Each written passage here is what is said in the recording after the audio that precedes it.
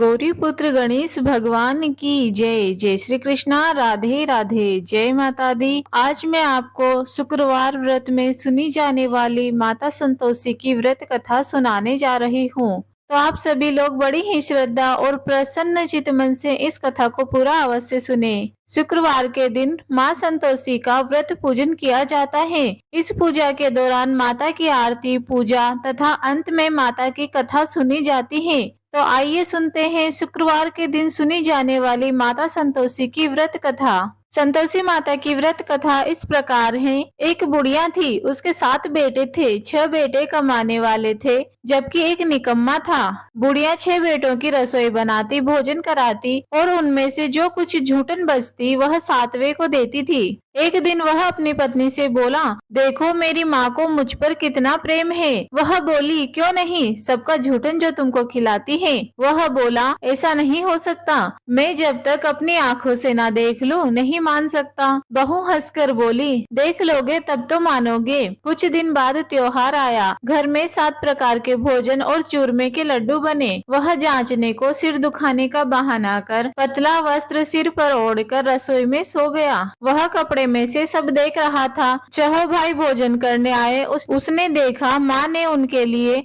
सुंदर आसन बिछा, नाना प्रकार की रसोई परोसी और आग्रह करके उन्हें जिमाया। वह देखता रहा। 6 भोजन करके उठे तब माँ ने उनकी झूठी थालियों में से लड्डुओं के टुकड़े उठाकर एक लड्डू बनाया। झूठन साफ कर बुढ़िया माँ ने उसे पुकारा, बेटा 6 भाई भोजन कर गए, अब तू ही बाकी है, उठ, तू कब खाएगा। वह कहने लगा, माँ मुझे भोजन नहीं करना, अब मैं परदेश जा रहा हूँ। माँ ने कहा, कल जाता हो तो आज ही चला जा। वह बोला, हाँ आज ही जा रहा हूँ। यह कहकर वह घर से निकल गया। उसे चलते समय अपनी पत्नी की याद आई।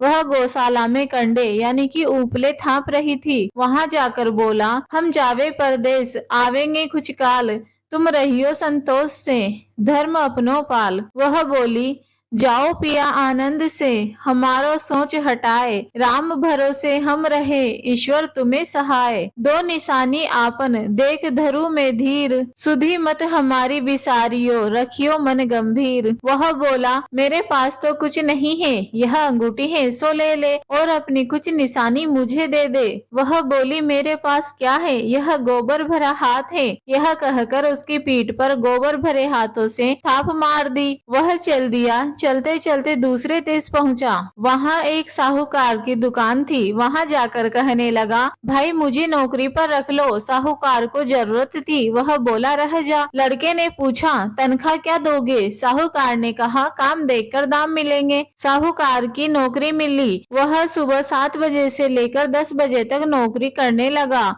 कुछ दिनों में दुकान का सारा लेन देन, हिसाब किताब, ग्राहकों को माल बेचना, सारा काम करने लगा। साहूकार के 7 से 8 नौकर थे, वे सब चक्कर खाने लगे। यह तो बहुत होशियार बन गया, यह तो बहुत होशियार बन गया। सेठ ने भी काम देखा और 3 महीने में ही उसे आधी मुनाफे का हिस्सेदार बना लिया। वह कुछ वर्ष में ही नामी सेठ बन गया और मालिक सारा कारोबार उस पर छोड़कर चला गया। इधर उसकी पत्नी को सास ससुर दुख देने लगे। सारी गृहस्थी का काम करा के उसे लकड़ी लेने जंगल में भेजते। इस बीच घर के आटे से जो भूसी निकलती थी उसकी रोटी बनाकर रख दी जाती और फूटे नारियल की नारियली में पानी। एक दिन वह लकड़ी लेने जा रही थी। रास्ते में बहुत सी स्त्रियां संतोषी माता का व्रत करती दिखाई दी। वह वहां खड़ी होकर कथा सुनने लगी और पूछा, बहनों तुम किस देवता का व्रत करती हो और उसके करने से क्या फल मिलता है। यदि तुम इस व्रत का विधान मुझे समझाकर कहोगे तो तुम्हारा बड़ा एहसान मानूंगी। तब उनमें से एक स्त्री बोली, सुनो, यह संतोषी माता का व्रत है। इसके करने से निर्धनता, दरिद्रता का नाश होता है और जो कुछ भी मन में कामना हो सब माता संतोषी की कृपा से पूरी होती है। तब उसने उससे व्रत की विधि पूछी। वह भक्तिनी स्त्री बोली, 1.25 आने का गुड़ चना लेना, इच्छा हो तो 5.25 आने का लेना या 1.25 रुपए का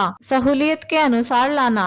बिना परेशानी और श्रद्धा व प्रेम से जितना भी बन पड़े सवाया लेना। प्रत्येक शुक्रवार को निराहार रहकर कथा सुनना। इसके बीच क्रम टूटे नहीं, लगातार नियम पालन करना। सुनने वाला कोई न मिले तो घी का दीपक जलाकर उसके आगे जल के पात्र को सामने रखकर कथा कहना। जब तक कार्य सिद्ध न हो नियम का पालन करना और कार्य सिद्ध हो जाने पर व्रत का उद्यापन करना। 3 मास में माता पूरा फल देती है। यदि किसी के ग्रह खोटे भी हो तो भी माता वर्ष भर में कार्य सिद्ध करती है। फल सिद्ध होने पर उद्यापन करना चाहिए, बीच में नहीं। उद्यापन में 2.5 सेर आटे का खाजा तथा इसी परिमाण से खीर तथा चने का साग करना। 8 लड़कों को भोजन कराना। जहाँ तक मिले देवर जेठ भाई बंधु के हो, न मिले तो रिश्तेदार और आसपास के पड़ोसियों को बुलाना। उन्हें भोजन कराकर यथाशक्ति दक्षिणा देना। माता का नियम पूरा करना। उस दिन घर में खटाई न खाना। यह सुन बुढ़िया के लड़के की बहू चल दी। रास्ते में लकड़ी के बोझ को बेच दिया और उन पैसों से गुड़ चना ले माता के व्रत की तैयारी कर आगे चली और सामने मंदिर देखकर पूछने लगी, यह मंदिर किसका है? सब कहने लगे संतोषी माता का मंदिर है। यह सुनकर माता के मंदिर में जाकर चरणों में लौटने लगी। दिन हो विनती करने लगी, माँ मैं निपट अज्ञानी हूँ, व्रत के नियम कुछ नहीं जानती, मैं दुखी हूँ। हे माता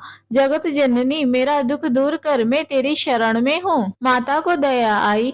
एक शुक्रवार बीता कि दूसरे को उसके पति का पत्र आया और तीसरे शुक्रवार को उसका भेजा हुआ पैसा पहुँचा। यह देख जेठ जिठानी मुंह सिकोड़ने लगे। लड़के ताने देने लगे। काकी के पास पत्र आने लगे, रुपया आने लगा। अब तो काकी की खातिर बढ़ेगी। बेचारी सरलता से कहती, भैया कागज आवे रुपया आवे तो हम सबके लिए अच्छा है। ऐसा कहकर आंखों में आंसू भरकर संतोषी माता के मंदिर में आ पहुंची। मातेश्वरी के चरणों में गिरकर रोने लगी। माँ मैंने तुमसे पैसा कब मांगा है? मुझे पैसे से क्या काम है? मुझे तो अपने सुहाग से काम है। मैं तो अपने स्वामी के दर्शन मांगती हूँ। तब माता ने प्रसन्न होकर कहा, जा बेटी तेरा स्वामी आएगा। यह सुनकर खुशी से बावली होकर घर में जा काम करने लगी। अब संतोषी माँ विचार करने लगी, इस भोली पुत्री को मैंने कह तो दिया कि तेरा पति आएगा, लेकिन कैसे? वह तो इसे स्वप्न में भी याद नहीं करता। उसे याद दिलाने को मुझे ही जाना पड़ेगा। इस तरह माताजी उस बुढ़िया के बेटे के पास जा स्वप्न में प्रकट हो कहने लगी, साहूकार के बेटे सो रहा है या जागता है? वह कहने लगा, माता सोता भी नहीं जागता भी नहीं, कहो क्या आज्ञा है? माँ कहने लगी, तेरे घर बार कुछ नहीं है क्या? वह बोला, मेरे पास सब कुछ है माँ, माँ बाप है, बहू है, क्या कमी है? माँ बोली, भोले पुत्र तेरी बहू घोर कष्ट उठा रही है। तेरे माँ बाप उसे परेशानी दे रहे हैं। वह तेरे लिए तरस रही है, तू उसकी सुध ले। वह बोला, हाँ माताजी यह तो मालूम है, परंतु जाऊं तो कैसे? परदेश की बात है, लेन देन का हिसाब नहीं है, कोई जाने का रास्ता नहीं आता, कैसे जाऊं? माँ कहने लगी, मेरी बात मान, सवेरे नहा धोकर संतोषी माता का नाम ले, घी का दीपक जला, दंडवत कर दुकान पर जा बैठ। देखते ही देखते सारा लेन देन चुक जाएगा, जमा का माल बिक जाएगा। सांझ होते होते धन का ढेर भी लग जाएगा। अब बूढ़े की बात मानकर वह नहा धोकर संतोषी माता को दंडवत कर घी का दीपक जलाकर दुकान पे जा बैठा। थोड़ी देर देने वाले रुपया लाने लगे, लेने का हिसाब लेने लगे। कोठे में भरे सामान के खरीदार नकद दाम में सौदा करने लगे। शाम तक धन का भारी ढेर लग गया। मन में माता का नाम ले, चमत्कार सुन, प्रसन्न हो। घर जाने के वास्ते कपड़ा सामान खरीदने लगा। यहाँ काम से निपट तुरंत घर को रवाना हुआ। उधर उसकी पत्नी जंगल में लकड़ी लेने जाती है। लौटते वक्त माताजी के मंदिर में विश्राम करती है। वह तो उसके प्रतिदिन रुकने का जो स्थान ठहरा। धूल उड़ती देख वह माता से पूछती है, हे माता यह धूल कैसी उड़ रही है? माता कहती है, हे पुत्री तेरा पति आ रहा है। अब तू ऐसा कर, लकड़ियों के 3 बोझ बना ले, एक नदी के किनारे रख और दूसरा मेरे मंदिर पर, वह तीसरा अपने सिर पर। तेरे पति को लकड़ियों का गट्ठर देख मोह पैदा होगा, वह यहाँ रुकेगा, नाश्ता पानी खाकर माँ से मिलने जाएगा। तब तू लकड़ियों का बोझ उठाकर जाना और चौक में गट्ठर डालकर जोर से आवाज लगाना, लो सासू जी, लकड़ियों का गट्ठर लो, भूसी की रोटी दो, नारियल के खेपड़े में पानी दो। आज मेहमान कौन आया है? माताजी से बहुत अच्छा कहकर वह प्रसन्न मन से लकड़ियों के 3 गट्ठर बनाई, एक नदी के किनारे पर और एक माताजी के मंदिर पर रखा। इतने में मुसाफिर आ पहुंचा। सूखी लकड़ियां देखकर उसकी इच्छा उत्पन्न हुई कि हम यहीं पर विश्राम करें और भोजन बनाकर खा पीकर गांव चलें। इसी तरह रुक कर भोजन बना विश्राम करके गांव को गया। सबसे प्रेम से मिला। उसी समय सिर पर लकड़ी का गट्ठर लेकर वह उतावली सी आती है। लकड़ियों का भारी बोझ आंगन में डालकर जोर से 3 आवाजें देती हैं। लो सासू जी, लकड़ियों का गट्ठर लो, भूसी की रोटी दो, आज मेहमान कौन आया है? यह सुनकर उसकी सास बाहर आकर अपने दिए हुए कष्टों को भुलाने हेतु कहती है, बहू ऐसा क्यों कहती है? तेरा मालिक ही तो आया है। आ बैठ, मीठा भात खा, भोजन कर, कपड़े गहने पहन। उसकी आवाज सुन उसका पति बाहर आया। अंगूठी देख व्याकुल हो जाता है। माँ से पूछता है, माँ यह कौन है? माँ बोली, बेटा यह तेरी बहू है। जब से तू गया है तब से सारे गांव में भटकती फिरती है। घर का कामकाज कुछ नहीं करती, 4 पहर आकर खा जाती है। वह बोला, ठीक है माँ, मैंने इसे भी देखा है और तुम्हें भी। अब दूसरे घर की चाबी दो, उसमें रहूंगा। माँ बोली, ठीक है, जैसी तेरी मर्जी। तब वह दूसरे मकान की तीसरी मंजिल का कमरा खोलकर सारा सामान जमाया। एक दिन में राजा के जैसे ठाट पाट बन गया। अब क्या था, बहुत सुख भोगने लगी। इतने में शुक्रवार आया। उसने पति से कहा, मुझे संतोषी माता के व्रत का उद्यापन करना है। पति बोला, खुशी से कर लो। वह उद्यापन की तैयारी करने लगी। जिठानी के लड़कों को भोजन के लिए कहने गई। उन्होंने मंजूर किया, परंतु पीछे से जेठानी ने अपने बच्चों को सिखाया, देखो भोजन के समय खटाई जरूर मांगना, जिससे उसका उद्यापन पूरा न हो। लड़के जिमने आए, खीर खाना भरपेट खाया, परंतु बाद में खाते ही कहने लगे, हमें खटाई दो, खीर खाना हमको नहीं भाता, देखकर अरुचि होती है। वह कहने लगी, भाई खटाई किसी को नहीं दी जाएगी, यह संतोषी माता का प्रसाद है। लड़के उठ खड़े हुए, बोले, पैसा लाओ। भोली बहू कुछ नहीं जानती थी, उन्हें पैसे दे दिए। लड़के उसी समय हट करके इमली खटाई ले खाने लगे। यह देखकर बहू पर माताजी ने कोप किया। राजा के दूत उसके पति को पकड़कर ले गए। जेठ जेठानी मन माने वचन कहने लगे, लूट लूट कर धन इकट्ठा कर लाया है, अब सब मालूम पड़ जाएगा जब जेल की मार खाएगा। बहू से यह सहन नहीं हुआ। रोती हुई माताजी के मंदिर गई और कहने लगी, हे माँ, तुमने क्या किया? हंसाकर अब भक्तों को रुलाने लगी। माता बोली, बेटी तूने उद्यापन करके मेरा व्रत भंग किया है।